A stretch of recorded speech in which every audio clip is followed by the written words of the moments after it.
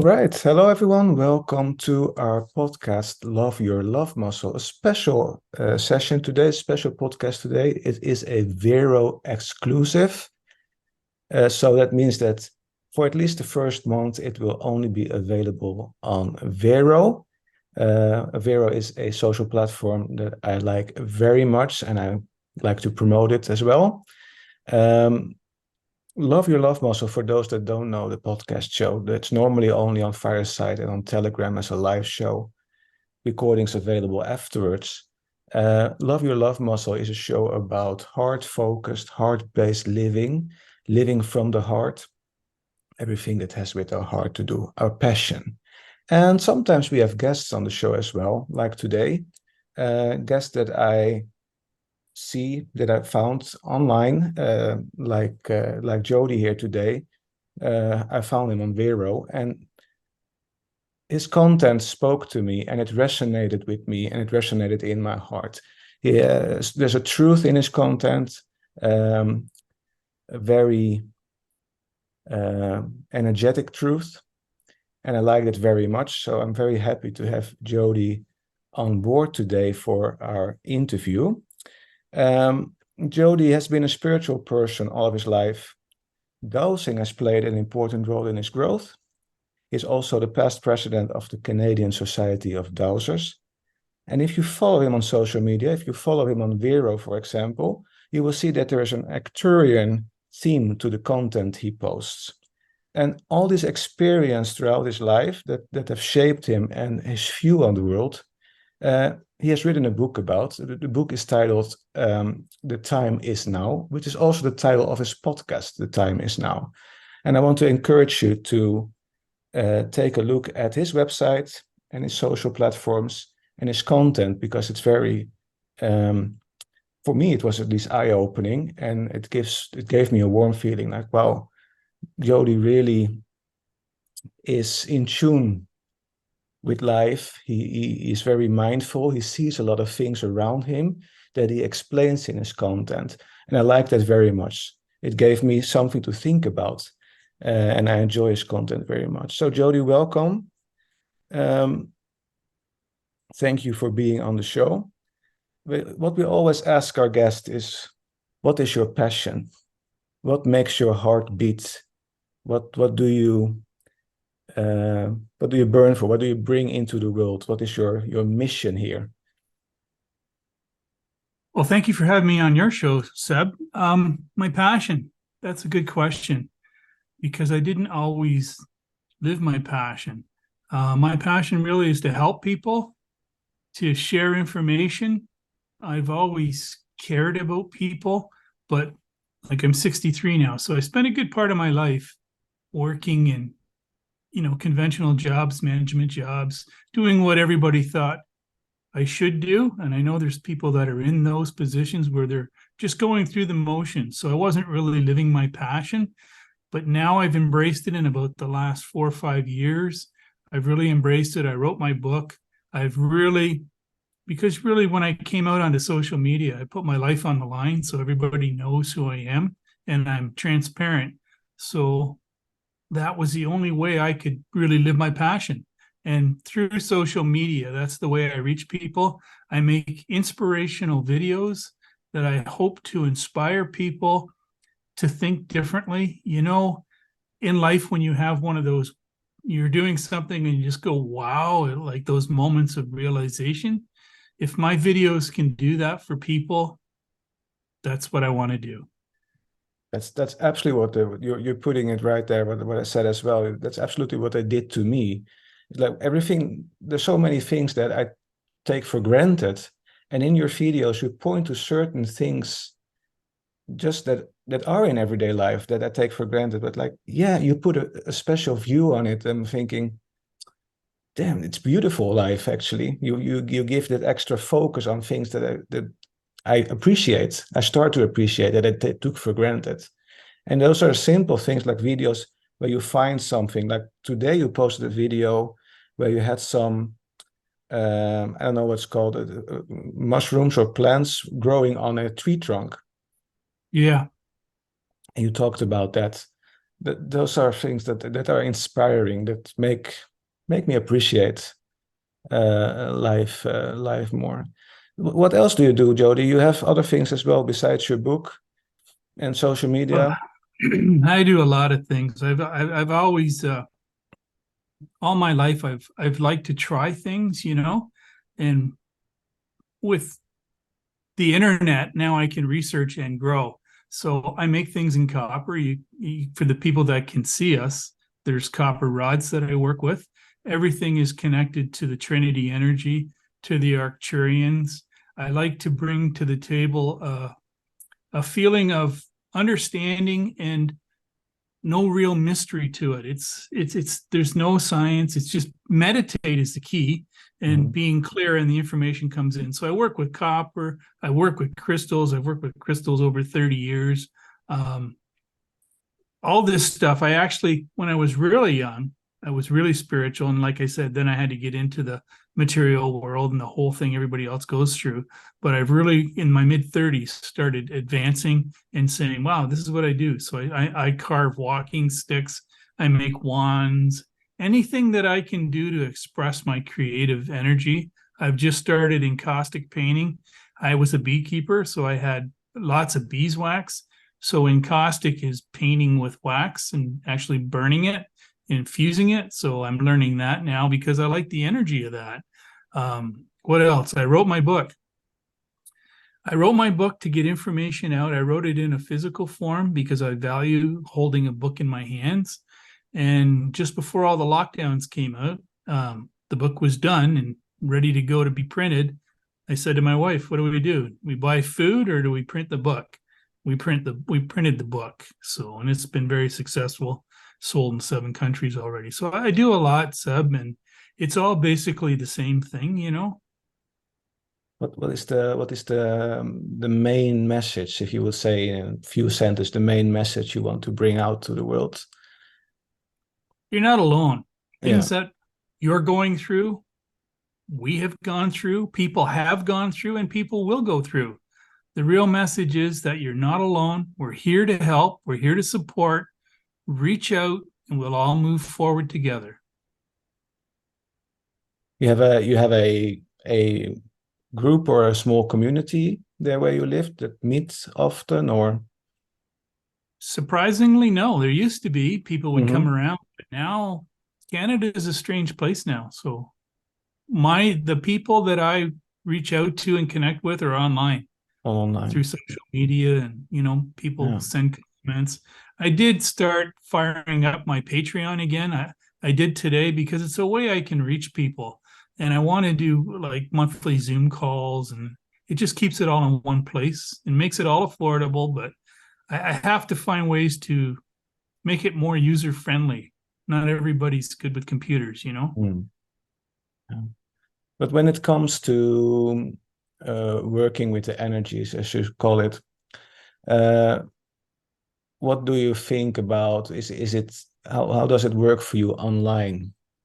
Because I personally, we talked a little bit about that last time we had a chat for your podcast as well. I don't know if we talked about it after the recording or during the recording.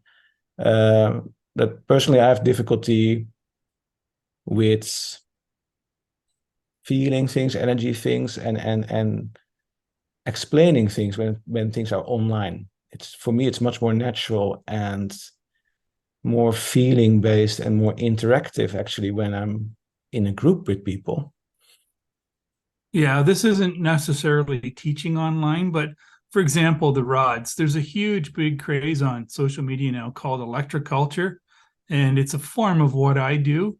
So a lot of people have gone a little ways down that path. So all I'm going to do is make videos to show them what kind of solder do I use, what kind of torches do I use, sort of like a little instructional kind of, okay, they can watch that 2-minute video and it clarifies some of their questions. And with the podcast, they'll be able to come on and like a question and answer thing. I'm like you, I like to teach in person, and I still do that. I offer dowsing courses, energy courses. What I do is very unique because I mean, I got an 8-foot pyramid in my basement and I got a sweat lodge in my backyard. So it all overlaps, and you really need to be face to face for that. Exactly. Yeah. So there's always that one-on-one or more group and direct contact focus. Nevertheless, you can't get rid of that. That's at least at my experience also when teaching or having groups, especially in my meditation groups. Meditation in groups, when people are together and meditate together and we all on the same frequency after a little while, then the magic starts to happen. And yeah, we say like distance isn't a big thing. We all connected to each other, whether like you are in Canada, I'm in Norway, we all are connected in some way. But still, connection is stronger if we really are there in a space, in the same room. Things happen. Much more profound is my experience, at least. Yeah. What I want to ask you, like you said, like you worked in as a manager in management, like everyday job, like I also do. What I like to teach people as well is how can they utilize the techniques I teach them in everyday life. Do you have something similar? Can you provide tips or insights in how people that have an everyday A4 inside of the normal box life, how can they implement some of your knowledge, your teaching, your skills, your techniques? Well, the real key is, and I always keep it simple, meditation. And I always do a follow your breath meditation, and I have other ones that I do, but just a simple follow your breath meditation. If you can do it every day, like I would get when I would start at work at 5 a.m. in the morning. So I'd be up at 4 and I would meditate, right? And that just sets my mind. And as you do that through the routine, you know, Seb, you get into that state of mind where you're not really thinking all the time, and then you're more receptive to receive information. And what I found is through the process of meditation, you'll find that maybe partway through your day, you're not thinking at anything at all. Your mind is totally different. And that's where you really want to be, is daily practice. And then it gets so you don't have to really worry about it so much. I mean, you can meditate while you're walking, you can meditate, you can sit. It depends what you're doing. But honestly, the rods behind me, everything that I've made, meditation has been the key. And I know I put it off for years myself. I can't do that, not enough time. But, you know, you got 3 minutes a day to start. We're on the same page when it comes to that. I always say to my followers as well, you can always meditate. And like you say, I also meditate every morning. It's the start of your day. If you can brush your teeth every morning, you can also use 3 minutes extra to do your meditation. For me, it's like tuning in. What do I want to contribute to today with my energy? What do I want to send out?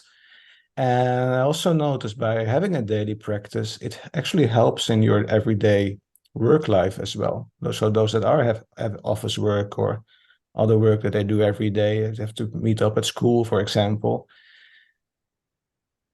Doing meditation exercises changes the way you think. And it actually is a benefit during your work and in your career as well, as my experience, because you have other insights that people that are stuck in that everyday workflow often don't get, because they are so stuck in that same routine day in day. Meditation makes that you get a little bit more distance, that you have a better overview over what happens during the day, what happens around you. You become more mindful, basically, of the things that happen around you. And you tune into certain things that others might overlook, which gives new insights. So that's the way I always present, like you can be a spiritual person and you can use the knowledge you gain and the knowledge you get and what you being taught, you can use that in everyday life to your advantage. Yeah, and we have to make a choice. Like, is it important to you? Then you'll do it. Yeah. And the other thing is too, you have to really understand where's knowledge coming from, where's thinking coming from. These yogis that meditate and do their breathing exercises, they can speak every language. They have access to information that we all have. Like, a lot of the information is out there on the astral plane, the ethers, different vibrations, and we receive it. So if we have our mind in the right state, I mean, everything's open to us. Yeah. Creativity, everything.